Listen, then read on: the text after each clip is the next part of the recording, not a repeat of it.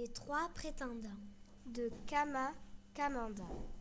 Les villages s'éveillaient dans le silence de l'aube. Le ciel serein se dépouillait des bruyères du matin. Ce jour-là, trois prétendants, un forgeron, un pasteur et un griot, aspiraient chacun à prendre pour épouse la fille de l'homme le plus riche du pays, dont la beauté et la grâce n'avaient de pareil que l'attention de son père. Ce dernier, très soucieux de l'avenir de son enfant, veillait sur le choix de son futur gendre. Aussi, il était devenu malin, rusé et futé à l'égard des aspirants. Ainsi, on l'avait vu user de bien des astuces pour surprendre les candidats. Mais la plus belle histoire est celle où il avait si bien su mettre à l'épreuve la sincérité de trois des soupirants de sa fille et réserver à celle-ci un conjoint idéal. Un jour, il advint que trois fiancés désiraient épouser la belle demoiselle.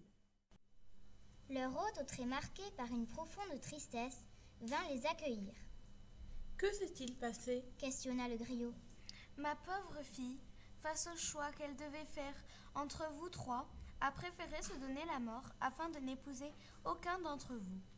Je voudrais savoir, maintenant, ce que nous allons faire des dot et présents que chacun de vous m'a fournis. » dit le père de la pauvre disparue. « Pour moi, fit le forgeron, il n'y a pas mille solutions.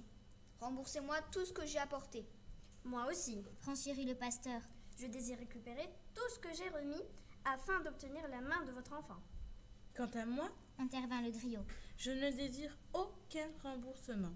C'est la femme que je voulais plus que tout au monde. Puisqu'elle est décédée, je veux lui rendre un dernier hommage. Bâtir un mausolée de marbre en sa mémoire. C'est la seule faveur que je vous prie de m'accorder en foi de son amour et du mien. » Sitôt eut-il prononcé ces mots qu'une voix jaillit du silence. « C'est toi que je veux épouser. » La belle et ravissante demoiselle sortit de son lit et vint embrasser le griot sous les applaudissements et les déchirants cris de joie de la foule présente. Les deux autres prétendants, honteux et humiliés, s'en allèrent fort déçus.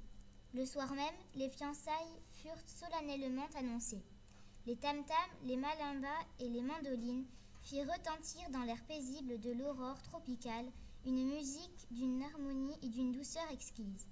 Les fiancés, leurs mains unies, furent bénis par le prêtre coutumier du village dans l'allégresse populaire.